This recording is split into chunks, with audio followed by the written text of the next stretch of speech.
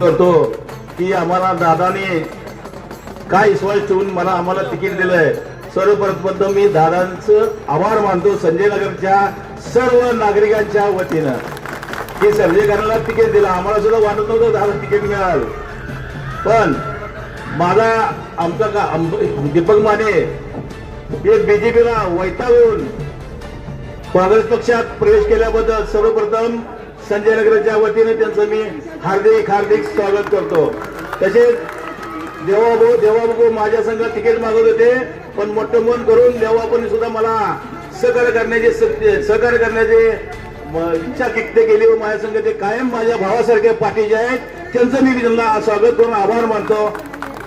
या भागामध्ये 96 साली मी निवडून आलो, अपक्ष निवडून आलो दादा, पण या ठिकाणी 2-3 खणी होत्या ते सुद्धा मी बुजवून 80 फुटीचा रस्ता केला.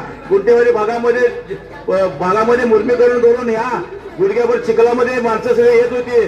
संपूर्ण चिखलमय म्हणजे या संजयनगर भागामध्ये पहिला पाया हा रस्त्याचं काम आम्ही स्वतः केलेलं आहे. त्यानंतर विलास सरजे निवडून आले. अशी बरीच मोठी कामं केलेली आहेत.